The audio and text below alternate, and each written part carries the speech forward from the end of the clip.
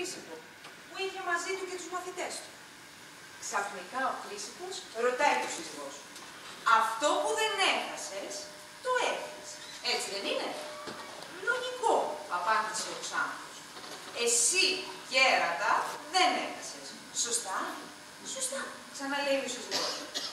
Άρα τα έχεις τα κέρατα. Εσύ, Μελίτο, θα ήθελες την ελευθερία σου. Να σου πω, δεν είναι καθόλου άσχημα να είσαι δούλα, όταν μάλιστα έχεις για κύριο σου έναν τόσο σημαντικό άνθρωπο. Φυσικά δεν θα μου άρεσε να υπηρετώ έναν παντοπόλη ή έναν στρατιώτη. Όμως το πράγμα αλλάζει όταν υπηρετείς έναν φιλόσοφο. Εγώ θα προτιμούσα ο Ξάνθος να ξεχνούσε κάπου πως είναι φιλόσοφος και να φερόταν πιο πολύ ως σύζυγος. Αλλά και ως φιλόσοφος μην νομίζω ότι εκφράζει τίποτα νέες ιδέες. Αναμασάει τα ίδια και τα ίδια. Τελειώνουμε. Λίγη υπομονή, για να σε δει ακόμη πιο όμορφη ο φιλόσοφος σου. Σιγά. Οι φιλόσοφοι είναι γερασμένα παιδιά που παραλαμβάνουν τον εαυτό τους. Είναι φανερό πως δεν τον αγαπάς. Φαντάζομαι πως αν ήσουν και εσύ μαζί του εκείνο το πρωί θα τον κορόιδευες παρέα με τον Χρήσιπο. Γιατί ο Ξάνθος είναι ερωτευμένος μαζί του και σε γεμίζει δώρα. Ναι, είναι αλήθεια. Το συνηθίζει κάτι τέτοιο. Από κεκτημένη ταχύτητα. Πες μου κάτι. Αυτός ο αρχηγός της φρουράς που μας ήρθε τελευταία βρίσκεται ακόμα στη Σάμο? Κλαία, καλή μου! Σου έφερα ένα δώρο. Μπα είπες. Σου έφερα ένα δώρο τελείως διαφορετικό από ό,τι σου έχω φέρει μέχρι τώρα. Καλά, άφησε το στο τραπέζι. Δεν γίνεται, είναι πολύ μεγάλο.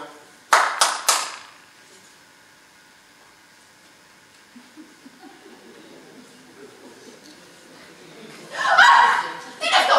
Το δώρο μου! Τι είναι, δούλος? Ακριβώς, και ονομάζεται έσωπος. Συγχαμένος που είναι. Σε όλη την Ελλάδα να ψάξεις, δεν θα βρεις πιο άσχημο δούλο από αυτόν. Εσύ και στο θράσος να μου τον αγοράσεις. Δεν πλήρωσα δεκάρια να το πάρω. Με πήρε χάρισμα από κάποιον που ήθελε να με ξεφορτωθεί. Ο μύθος διδάσκει ότι όλα συνηθίζονται. Και το καλό και το κακό, και το ήμερο και το άγριο, και το όμορφο και το άσχημο. Είδες? Εξυπνούλης. Μήπως κορινιέσαι για λιοντάρι? Η Τίγρης και η Αλεπού διεκδικούσαν τον τίτλο της πιο όμορφης. Η Τίγρης καφιόταν για την ομορφιά της γούνας της, αλλά η Αλεπού της έλεγε: εγώ τη δική μου ομορφιά την κρύβω στην ψυχή, όχι στο σώμα. Αυτό πάλι τι σου λέει? Μα πού σπούδασε στη ζούγκλα? Μελίτα! Δεν πειράζει, κύριε, είμαι συνηθισμένος.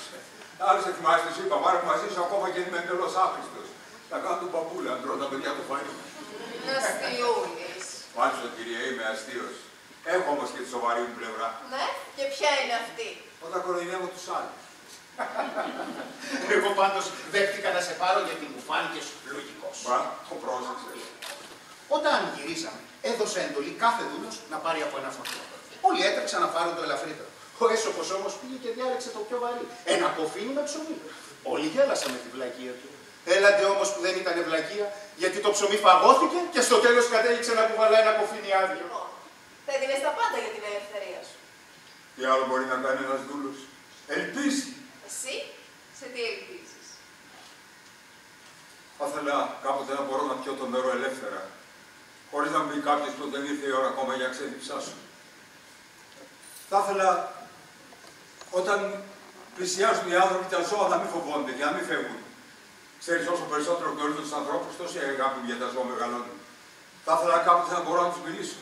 Να πω στο Λύκο, Λύκη, εσύ που τρως τα αρνάκια, το ξέρεις ότι υπάρχουν τα κτίνοι άνθρωποι που σκοτώνουν ένας τον άλλον? Πες μου μια ιστορία με ζώα.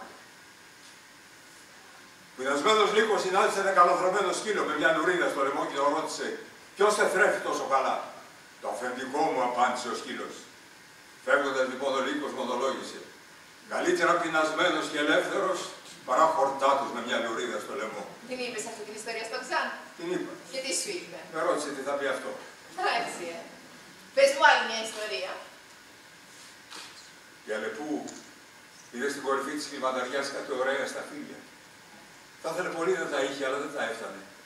Και τότε απομακρύνθηκε λέγοντας: είναι άγουρα ακόμα. Η σύζυγός μου Κλαία και από εκεί ο δούλος μου Έσωπος. Έσωπε, παρατήρησε προσεκτικά αυτόν τον άνθρωπο. Είναι στοχαστικός και λιγομίλητος, ως λάπολ. Εσύ είσαι ο αρχηγός της φρουράς. Δίδασκα τους μαθητές μου στην αγορά, όταν ξαφνικά βλέπω αυτόν τον άνθρωπο Με εντυπωσίασε το παρουσιαστικό του. Τον πλησίασα και τον κάλεσα να τον γνωρίσω από κοντά. Τον ρωτάω λοιπόν, θα πιεις μαζί μου ξένε? Κι αυτός μου απαντάει, εγώ συνεχίζω να το ρωτώ. Θέλεις να επισκεφτείς το λουτρό, μήπως στο ναό, ή ίσως θέλεις να δεις το θέατρο? Σε ό,τι και αν το ρωτούσα, αυτός ήταν αρνητικός. Μα τι θέλεις τέλος πάντων, το ρωτάω στο τέλος. Κι αυτός με ήρεμο μεγαλείο μου απαντάει, τίποτα. Και το παράξενο είναι ότι δεν νιώθει δυστυχής γι' αυτό. Αντίθετα, έχει θεϊκή ηρεμία και απάθεια, θα έλεγα. Οποιοςδήποτε άλλο στη θέση του θα έχει απαιτήσεις από τη ζωή. Από έχει νιάτα δύναμη και είναι γενναίος. Και βέβαια είναι γενναίος. Και πολύ μάλιστα. Είπαμε, Κλέα, ο αρχηγός δεν έχει καμία επιθυμία. Εσύ, Ιέσοπε, τι γνώμη έχεις για τον αρχηγό? Σου αρέσει που ζεις? Όχι! Αν σου έκοβαν το χέρι, θα στενοχωριώσουν. Όχι! Αν σου έβγαζαν τα μάτια, θα ένιωθες απόγνωση. Όχι! Αν σε ξυλοφόρταν τόσο πολύ που το σώμα σου όλο γινόταν μια πληγή από αίμα, θα υπέφερες. Όχι! Ξάνθε, ο αρχηγός δεν μου μοιάζει για στοικός φιλόσοφος. Μάλλον ερωτευμένος είναι και έχει φάει χειρότερα. Από αυτές που υποφέρουν για μας, εγώ ξέρω μονάχα μία. Ποια, πες μας ποια. Η μανούλα μου. Όνειρε που σε βασανίζουν οι γυναίκες, τον ακούτε? Ο έσωπος υποφέρει. Καθόλου παράξενο. Άντρας είναι κι αυτός και με πολλές επιθυμίες μάλιστα. Περισσότερες και από τις δικές μου. Έτσι δεν είναι, έσωπε? Λέω ψέματα. Έχεις μεγάλη όρεξη για γυναίκες. Αυτές όμως έχουν για σένα. Εσύ, Μελίτα, τι γνώμη έχεις για τον Άσο? Είναι του γούστου σου? Σας παρακαλώ. Βρίσκω ότι θα ήσασταν ταιριαστό ζευγάρι. Το κάλος και η σοφροσύνη, το ιδεώδες των λακών. Δεν ζητάω τόσα πολλά. Πες μας τέλος πάντων τι θέλεις από τη ζωή. Ελευθερία! Μονάχα να είμαι ελεύθερος. Η σύζυγός μου ονομάζεται Κλέα. Αυτή είναι η δούλα μου η Μέλη. Και αυτός που μόλις έφυγε για την αγορά είναι ο Έσωπος, που γεννήθηκε στη Φρυγία και συνθέτει μύθους. Πριν έρθει στη Σάμου, πολεμούσες. Ναι, στην Κρήτη. Καλό το κρασί σου, Ξανθέ. Μα στη Σάμο βρίσκεσαι, αγαπητέ μου, εδώ βγαίνει το πιο γλυκό κρασί στον κόσμο. Η γυναίκα σου, Ξανθέ. Θεά. Μα το νησί μας είναι επίσης ξακουστό και για τις όμορφες γυναίκες του. Και τι ωραία δούλα. Σου αρέσει? Πάρτι, στη χαρίζω. Γλώσσα. Καλή επιλογή σου, Έσωπε. Θαυμάσιο άδεσμα γλώσσα. Ωραίο πράγμα να είσαι πλούσιος, συμφωνείς, φιλόσοφε, να μπορείς να απολαμβάνεις ό,τι επιθυμείς. Αυτή την λιπουδιά και το θαυμάσιο κρασί. Το επόμενο πιάτο, Έσωπε. Α, γλώσσα. Καπνιστή αυτή η φορά. Υπέροχη καπνιστή γλώσσα. Ποιες, συνάδελφε, ποιες?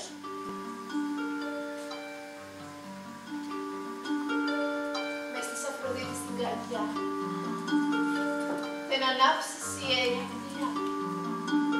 Μα σε αυτή τη φλόγα θα καείς κι εσύ. Και στο όνειρο θα ταξιδέψουμε μαζί. Μες της Αφροδίτης στην καρδιά. Θελήσεις να φτάσεις πιο βαθιά. Μια ανατριχίλια στο κορμί σου.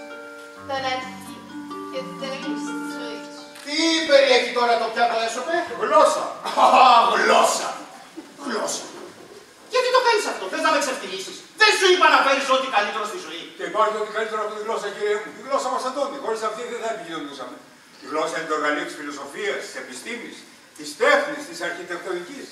Με τη γλώσσα μεταφέρουμε τις γνώσεις μας από γενιά σε γενιά. Τραγουδάμε, προσευχόμαστε, αρθρώνουμε τις πρώτες μας λέξεις. Μάνα.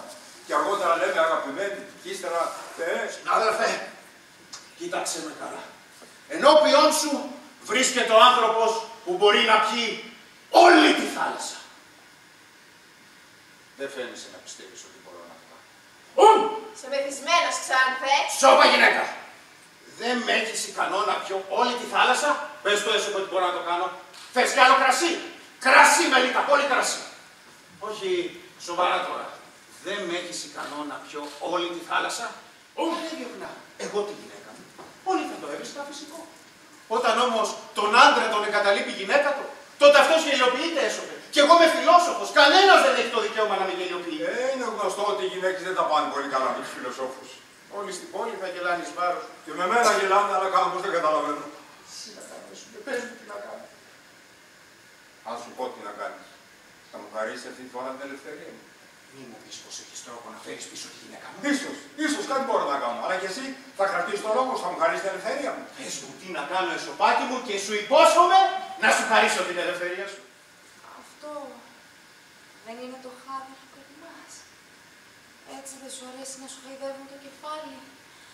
Να χώνονται τα δάχτυλα απαλά μες στα μαλλιά σου και ύστερα να γλιστράνε στον αυγένα και στην πλάτη σου.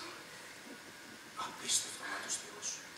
Ο φιλόσοφος που μπορεί και ερμηνεύει τα ουράνια μυστήρια είναι ανίκανος να καταλάβει τι συμβαίνει κάτω από τη μύτη του. Ναι, τώρα τι θα κάνω. Άγινε πουλα μου, πάω την ουσβάχ, τα λεφτουδάκια μου. Μην κάνεις έτσι, Ξάνθε! Τι θέλεις μια γυναίκα που δεν σ' αγαπά, ένα δούλο που σε ειρωνεύεται. Τη δούλα στη θέση του. Ξάνθε! Όλα εντάξει. Μπα! Γύρισες! Η γυναίκα μου. Δεν την είδα, μην ανησυχείς. Αγόρασα όλα τα απαραίτητα. Τι λες μωρέ, με τα δικά μου τα λεφτά. Με τα δικά μου τα λεφτά. Ποια γνώμη μου, αυτό είναι για το γάμο σου. Τι! Πώς! Πρόβλεψες το γάμο μου με τον Ξάνθο! Ποιος σου είπε να ξοδέψεις τα λεφτά μου σε αυτές τις αηδίες. Μισό λεπτό, Ξάνθε, δεν είναι αηδίες. Κοίτα εδώ! Όμορφα υφάσματα της Καρκιδόνας! Ερυδέρια, χάντρες, βραχιόλια, χρυσά κορδόνια για τη μέση! Ναι, αλλά για ποιο λόγο. Λεπτό, Ξάνθε. Ο έσωπος ξέρει πολύ καλά τι έκανε. Κοίτα τι όμορφα που είναι. Ονειρεμένα. Σε όλη τη Σάββο ξέρω ότι παντρεύεσαι εξάδε. Τι έκανε, λέει. Από ποια μέρα θα γινόταν σούστορο. Γιατί όλες αυτές οι αγορές έσωπε για τον κυριό μου απαντήσα εγώ. Παντρεύεται. Το όνομά μου. Κλαία. Θα πει δόξα. Είναι δική σου αν το θέλεις. Δεν ενδιαφέρομαι για δόξα. Μονάχα για ελευθερία. Μην περιμένεις τέτοιο δώρο από τον Ξάνθο. Γι' αυτό πάρε την εκδίκησή σου μέσα από μένα. Πάρε με στην αγκαλιά σου έσωπε και αγκάλιασέ με. Αγάπησέ με. Δεν μπορώ, είμαι δούλος. Να βλέπω ένα σπουδαίο άνθρωπο με ελεύθερη ψυχή. Είσαι γυναίκα του κυρίου μου. Αφεντικό που σε βασανίζει και σε ταπεινώνει. Τι περιμένεις λοιπόν, πάρε την εκδίκησή σου. Όχι, Κλαία. Έχω άλλο είδους εκδίκηση εγώ. Η δική μου εκδίκηση είναι να μην αγαπώ. Να μην αγαπώ. Κατέβα κάτω στην παραλία και πες τους ότι αφού υπέγραψε ότι θα βγει στη θάλασσα θα το κάνεις.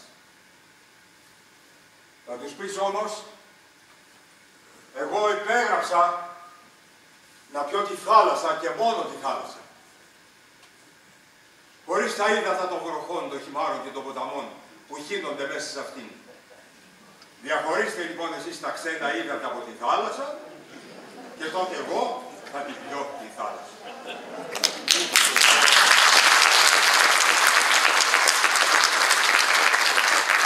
Και φυσικά, αν κανείς δεν είναι σε θέση να κάνει κάτι τέτοιο, δεν θα χάσω το σπίτι μου. Κάτω, είστε ελεύθερος.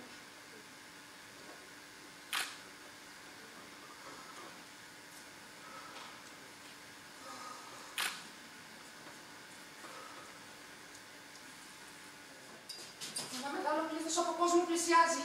Σύντομα θα είναι εδώ. Παίρνει τον έσωπο, εννοείς.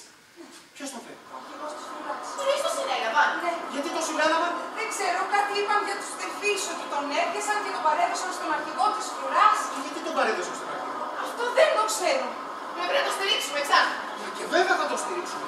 Είναι ευκαιρία μάλιστα τώρα που θα τον έχουμε κοντά μας να μου διηγηθεί νέος μύθος και έτσι να διευρύνω το ρεπερτόριο μου. Να με πάλι εδώ.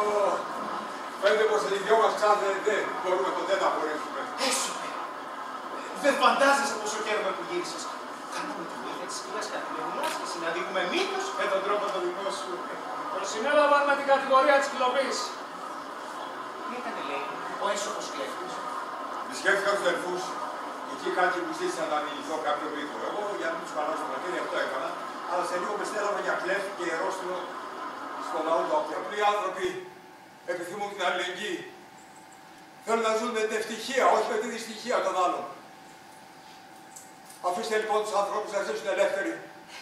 Αφήστε τους λαούς να ζήσουν ελεύθεροι και να αποφασίζουν μόνοι τους για τη τύχη τους. Η δυστυχία μας οφείλεται στο μίσος και την πλεονεξία αυτών που φοβούνται την πρόοδο. Όσο όμως υπάρχει ο θάνατος, ας μην φοβόμαστε. Οι πλεονέκτες θα πεθάνουν. Το μίσος και η πλεονεξία θα διηγηθούν. Και οι απλοί άνθρωποι θα ζήσουν και πάλι ευτυχισμένοι. Αυτή είναι η παρακαταθήκη που σας αφήνει ο έσωπος. Και τώρα ανοίξτε το το δρόμο. Πού είναι το βάραθρο για τους ελεύθερους ανθρώπους.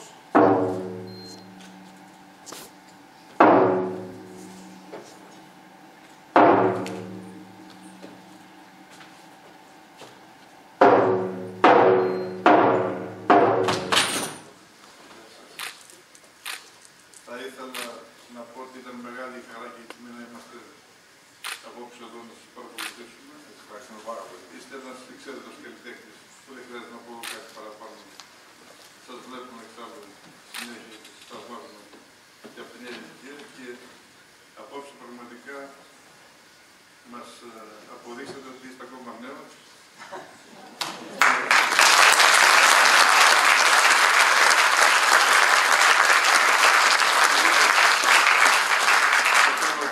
Μας έκανε όλους να ξαναβγάλουμε στην επιφάνεια πράγματα που έχουμε στιβάξει στην άκρη της ψυχής μας λόγω των προβλημάτων που ζούμε, λόγω της κατάστασης όπως είναι, ο καθένας είναι χτισμένος στον εαυτό του και ίσως κάποιες αξίες που όλοι ξέρουν ότι έχουμε οι Έλληνες, τις ξεχνάμε και τις βάζουμε στην άκρη των πραγμάτων. Απόψε μας κάνετε να τα βγάλουμε όλα αυτά στην επιφάνεια. Και φαντάζομαι ότι λέω αυτό που αισθάνομαι και εγώ και φαντάζομαι ότι κάπως έτσι πρέπει να αισθάνεται και όλοι οι απόψεις που είμαστε εδώ να σας παρακολουθήσουμε. Το θέμα είναι ότι είμαστε περήφανοι που είμαστε Έλληνες, που γεννηθήκαμε σε αυτό που μας έκανε ο Θεός Έλληνες. Είμαστε πολύ περήφανοι. Και όλες οι δυσκολίες και οι που υπάρχουν νομίζω θα περάσουν όλοι. Να είστε καλά λοιπόν.